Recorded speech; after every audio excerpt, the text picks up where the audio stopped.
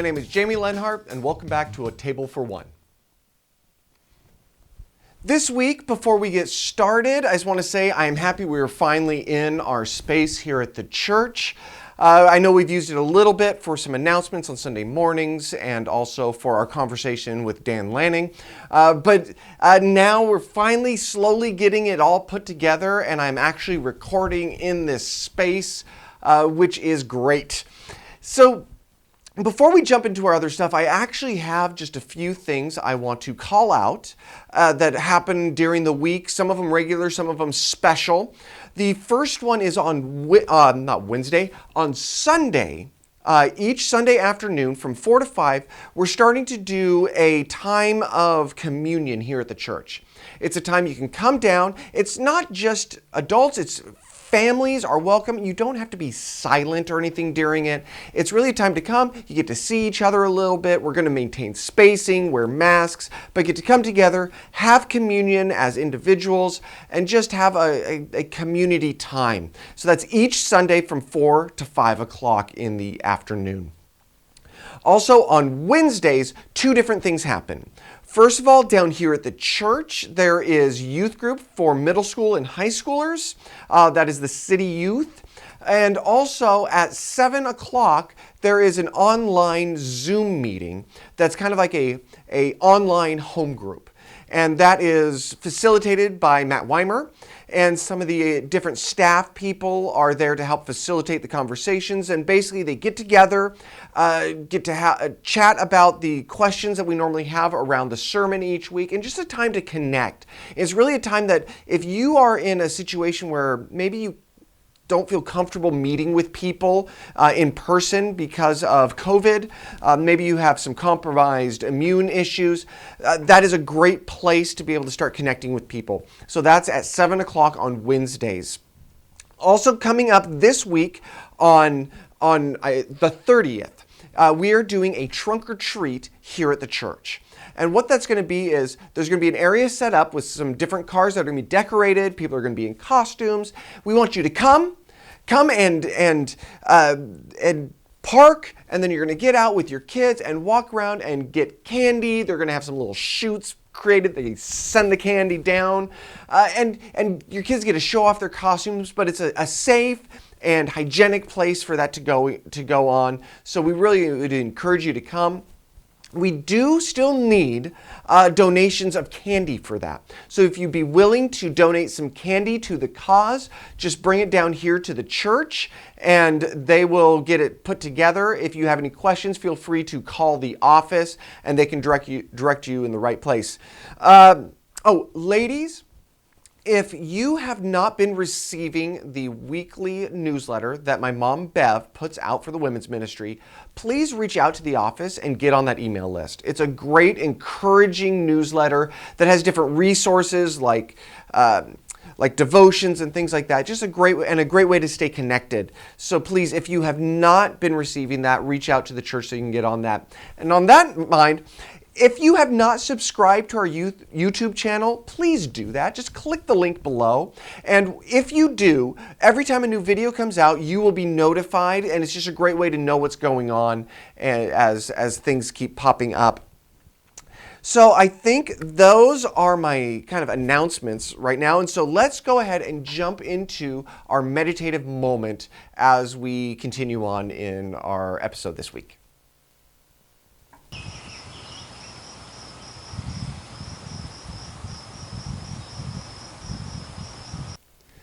This week for our meditative moment, I just wanted to read a really short section of scripture, and it's one that comes right after one that we read in a previous week. And it comes out of Philippians. It's Philippians chapter 8 and 9. And so I'm reading out of the NASB. And it just goes like this. It says, "Finally, brethren, whatever is true, whatever is honorable, whatever is right, whatever is pure, whatever is lovely, whatever is of good repute, if there is any excellence, and if anything worthy of praise, dwell on these things. The things you have learned and received and heard and seen in me, practice these things, and the God of peace will be with you." This verse came to my mind just because of everything going on right now, be it an ongoing pandemic, the frustrations and disruptions of that, the fires that happened, an election, and all the just anxiety and anger and resentment happening. It's easy for us to get bogged down and sucked into these rabbit holes of concerns. The things that I'm not saying they shouldn't be concerning,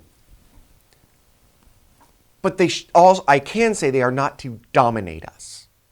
The things that we should be keeping our mind on, the things that we should let our mind dwell on, are whatever is true, honorable, right, pure, lovely, of good repute, of excellence and worthy of praise. Some of these things we may look at some different relative things of what I think is good, you may not think is good. What I think is important, you may not think is important. But those things may be subjective, but there are some things that aren't subjective that we can dwell on. And they're the things that Paul writes, the things that we have learned, received, and heard of the gospel of Christ, of what he is doing. Those are the things, if we dwell on those, that the God of peace, Jesus Christ, will be with us. And when the God of peace dwells in our midst, peace comes with him. And in this season, peace seems so hard to hold on to, but is so essential. So let's just take our moment of meditation on this idea of God, show me the things that my mind should dwell on. Show me the things that I should think about this week. Let's take 30 seconds.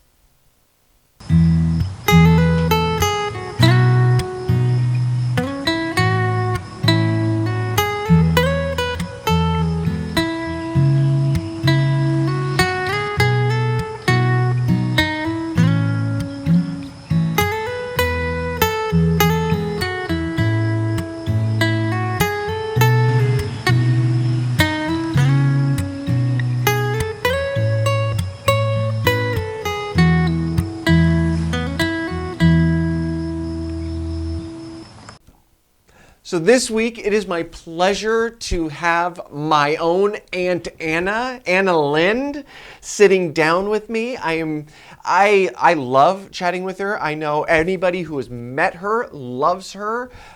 She is somebody who just exudes joy, somebody who always has a song lyric for whatever you say, and just somebody who's dear to me because she's my family and I love her. And she has been reaching out to people in her midst and in her sphere of influence. So we're going to chat about that this week on our Table Talk with Anna Lind.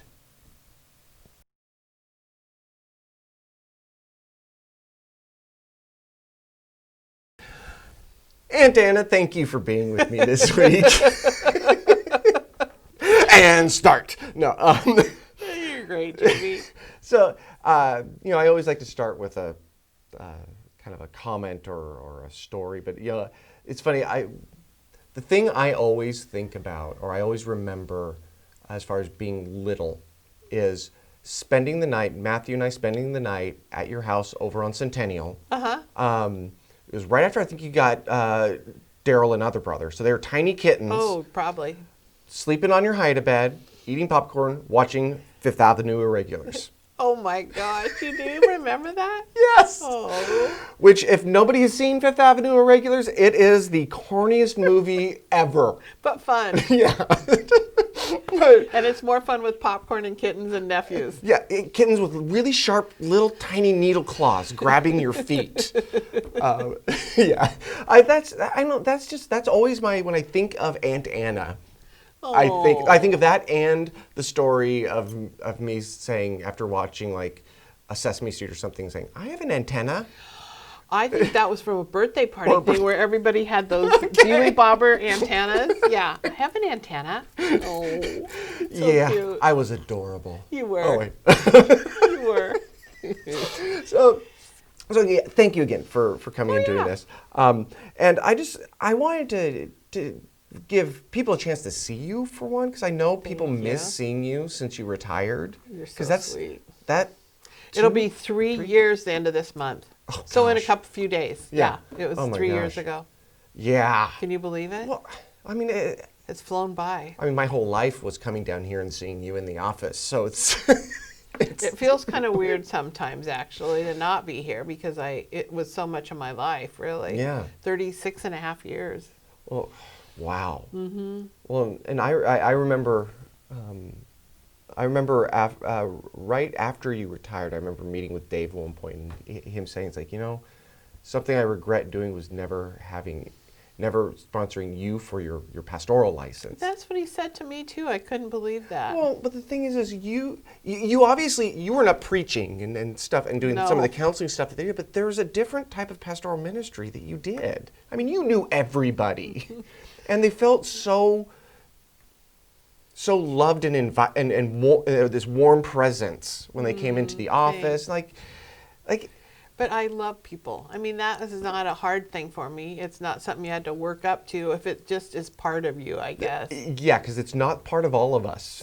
So the way you did it. But at the same time, sometimes being able to be firm with things. I know being in the front office, you had to deal with situations that were uncomfortable or awkward, but you could still do it kindly. Yeah. And gently, and that is a ministry in and of itself that for me has been an example. Well, thank you. And I even use it like when we were doing the table of understanding of how we needed to be warm and inviting to people coming into that space. Mm-hmm. We never know what people are going through and why they're acting the way they are and all of those kinds of things. So you have to give people grace, I think. Yeah. Yeah. It's still awkward for me coming in and not seeing you sitting behind the desk. Though Linda's doing an awesome job. She is doing a fabulous job. I'm so proud of her. Yeah. Now, right now in this, in the season we are with COVID and not being in church and stuff like that, I know something that you have been doing a lot of just on your own, quietly. Nobody would know it. Is just checking in on people and touching base with people that you have a relationship with. Right. Mm-hmm. And I know that there's a lot of people out there that feel so disconnected right now from the relationships they already normally have, from the church and things like that. So I wanted to kind of chat with you a little bit about that. Of how do you do it? What in you brings you to that point? Like how does that well up and get expressed in your life? Well, first of all, I started thinking of especially older women in our church who are widowed most often, not always, but because there are some couples too that I just called and checked in on to say, how are you doing? And I mean, it was not a big deal. It wasn't a big spiritual kind of thing. It was just a connection to check in and say, hi, I'm missing you, and how are you doing? That kind of thing.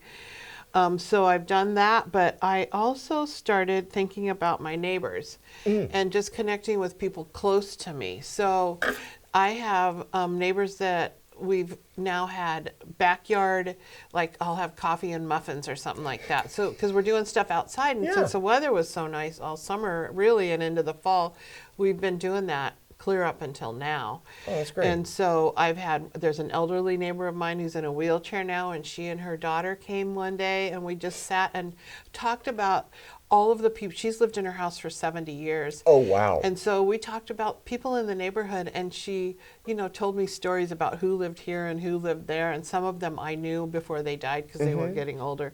Anyway, it was so delightful, and she just left with a big smile on her face. It was so fun for her to get to do that. But I have other neighbors that I've just invited over, or we go for walks or whatever it is, and it's a connection with people. And it's not just for them, it's for me too, because I like that people connection. And, I get to see family, which is really nice. I don't know what we'd do without that. But, like doing applesauce. We came out and did applesauce at your house. So there's ways to stay connected with people that aren't hard to do, and you don't spend hours and hours at it, but it means a lot to them and probably to you too. Pelance came over after the volunteer, when we had our volunteer drive-through, pick up your picnic. I invited them to come and we shared it together in my backyard afterwards. And so the boys got to run around the backyard. I just loved it. I loved that family so much. So, those kinds of things aren't difficult. It's just doing them. It's just making a point to do them. Or meeting, if there's a restaurant that you can eat outside, I've been doing that sometimes too. Yeah. Or coffee. I just thought about this, with what you're saying, just, connecting with those people around you that, sometimes we, not wrongly, but we put such this heavy spiritual aspect of everything Jesus did in Scripture, which obviously, he's Christ, so yes, but that element of of him reaching people just where they were and just interacting with them. The woman at the well, any lepers, people who were sick, people who were poor, all these different things, but he just met people where they were at and just gave them connection. Yeah. And it wasn't, often there was the forgiving of sins that happened in that, but sometimes it was just, I see you, I hear you, I value you. Yeah. And just doing it for whoever's in that circle that you're doing. That's just really important. Well, one of my favorite songs right now, you maybe heard it on the radio, it's a Danny Gokey song. I love Danny Gokey, but it's called Love God and Love People. And I don't think I know that one. I love it. You'll have to listen to it, YouTube it or something. Okay. I sent it to Chair the other day and she said, oh yeah, I know why you like it. So good. So good. So anyway, that, when I retired, I thought, I started traveling some, which I knew I wanted to do, and used some of the money that was gifted to me from people from my retirement to take a trip with a cruise with a friend of mine to Australia. Well, we met this couple on the cruise that we played trivia with every day, and they live in Melbourne, and they invited Kathy and I to come visit them in March. This March. Oh, yeah. So we actually went. I talked to my doctor ahead of time. It was at the beginning of March we were leaving. And we got there. We left March 10th. And as you know, 5 days later, things started shutting down here. And we were supposed to stay till the 31st of March and ended up having to fly home on the 21st. Because our family members were all worried that we were going to be stuck in Australia for the rest of our lives. So, we flew home and quarantined for 2 weeks, each in our own places. And during that time, it was kind of odd after being around people to be home by myself.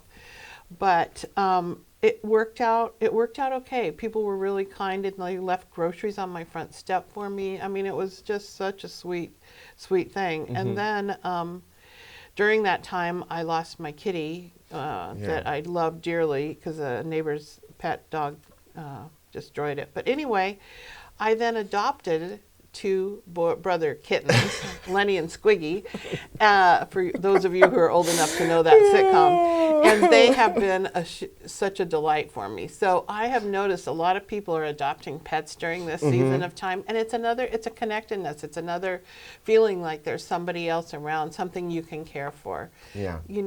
So we go to that level too, not just people, but our animals are important to us. Oh, yeah. Oh, yeah. Papa Meow Meow. Papa Meow Meow. Oh, gosh. That cat. He's living inside right now because he got in a fight with something. Uh-oh. So, yeah. He's very, very comfortable just laying inside rather than doing his job, hunting things.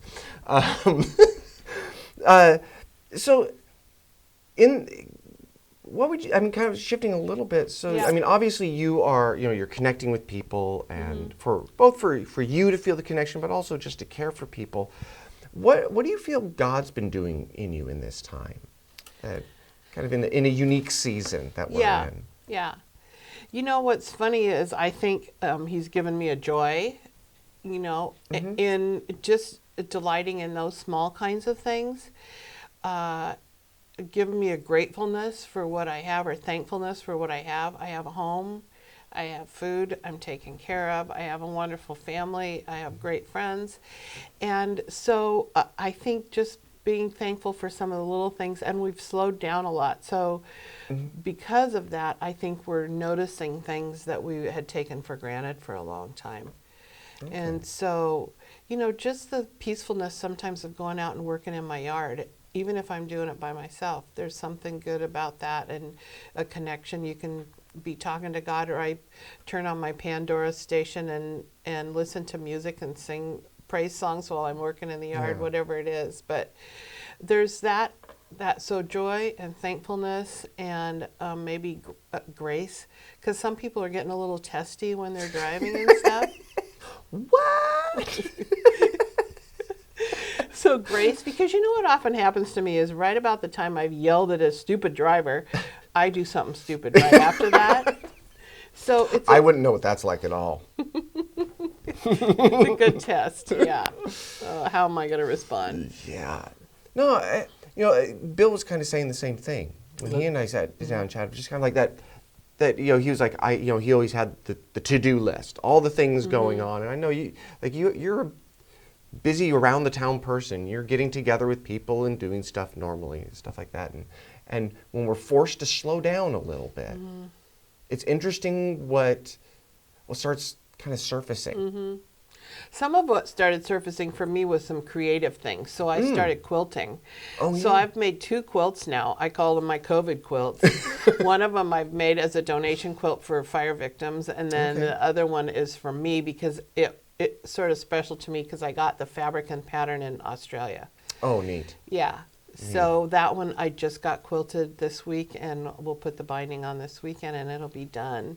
So that's pretty amazing for me to have gotten a project actually completed almost.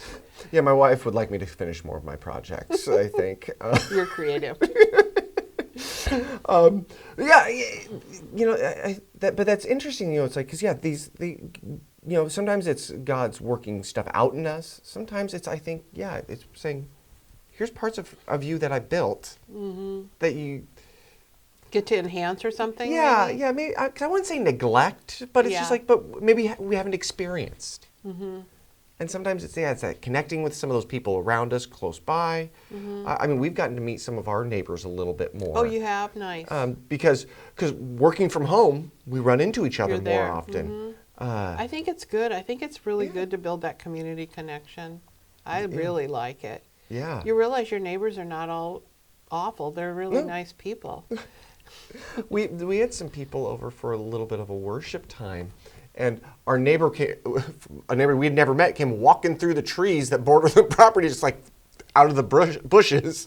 Oh, just heard the music and then walked back. That's kind of sweet. Yeah, it was really neat. She told Sarah that she had grown up in Foursquare and some stuff like that. So it was like this funny connection moment that we've been in the house for like 3 years, and we hadn't done something like that at our house, and it was because of the pandemic that we're like, you were there. We're there, and we found that we could have people in our yard for something like that. And it provided a connection point. I love that. I love that, Jamie. Yeah, well, I love that you're just meeting some of your neighbors. Like that's. I really like it. I really do. And one of my neighbors is fairly new. She's only lived in the neighborhood 1.5 years, and she's even thought about moving somewhere else because she's always lived in the country, and I keep trying to talk her into staying in the neighborhood. Well, that's something that Sarah and I experienced, especially up in Portland, of not knowing your neighbors. Like, I mean, for us, we also lived across from a school, so it's kind of, you had one side of the street that was just a empty building most of the time. But there's that element of we live in a time, and sometimes in situations where we don't know the people we live next to. We go to work every day, and we have all the stuff that we have to do, and when we slow down enough to be at home, we actually can meet people. Yeah. And it's a way of sharing the Lord without even saying his name sometimes. I mean, it's like Dave used to say, love people enough that they ask you why, and when they ask, then you can tell them. Then that part you can share, I think, which just kind of happens because you've gained trust with people. And it becomes natural. It does. Because I know for me growing up in the church, there was always kind of this feeling like you need to be sharing. Like you're always told like, share your faith with people. You know, bring them to youth group. And I'm like, I was a shy kid, and like the idea of that was horrifying. Yeah. But what I've learned is more of what you're talking about. It's like when we say lifestyle evangelism, it's just you just are nice to people. Well, And share what's going on in your life. and care about them. Yeah. And it kind of just comes out, like both Christ, but also when you talk about something you're doing, like when you say, yeah, well, I went and decorated a car for the trunk or treat. The what? Like that is the lifestyle evangelism, because you get to talk about what you're doing happening. and what Sure. God's doing. Yeah, no, that's when you transitioned out of being here. I mean, you were around people all the time. Was there kind of almost a little bit of a detox moment of just saying, okay, just a little bit of quiet before you started really interacting with more people, or was? Yeah, there was a little bit, but I never stopped coming to church. No. So it wasn't like I took a 6-month hiatus and didn't come to church, because this is my church, and this is where the peeps are that I love. And so I never did skip a beat about that. Yeah. I did step back a little, maybe just in doing more things around the house and being home a little bit more. But after a while, that gets old even. Yeah. And, I hate cleaning my house, so why stay home to do that? Yes, I agree. I don't don't mind doing projects. I hate doing chores. But that's. But I think that's something that's sometimes reasonable, but also identifying and saying it's like I found sometimes for myself when I stepped back from something, be it stopped working at a church or whatever it was, like there's this moment of kind of like, okay, kind of retreat from it all for just a little bit, because you're like, okay, rest. But then I know for myself, seeing that I've seen two different times, a time where I pulled back and I got almost dysfunctional because I became so just like in my own little world. But as I started realizing more, as I got, I'd say, healthier spiritually, of saying it's like, but then I was like, I can't stay like that. I have to be around people because it's important. And I think through this COVID, people who tend to be a little more reclusive are loving this time, but it's hard on people who are social. And I hope it's not going to cause people to not become close to people just because they're so used to being distant, that it'll become harder for them to connect with one another. Yeah. I hope and pray that does not happen. How would you encourage somebody that maybe leans that way?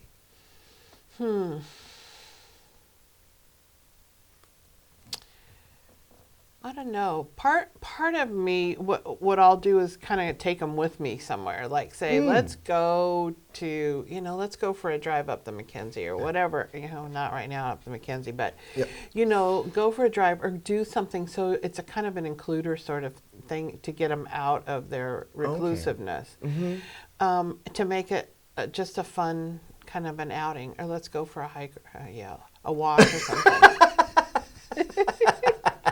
Like I hike. My wife always tells me we should go for a hike. I'm like, I don't like hiking. Yeah, or invite them for lunch or something. Yeah. But it helps people get out of the house, because I do know people that tend to be like that. So. No, that makes sense. Of just simple inclusion. Yeah. And because I can also see, like, for some people, like the idea of like, oh well. Traditionally I'm stumbling over myself because something else just popped into my head, that there's actually an interesting, I think, moment right now in all this, where, previous to COVID, it was kind of like, oh, if you're going to get together with people, you kind of get together for a function.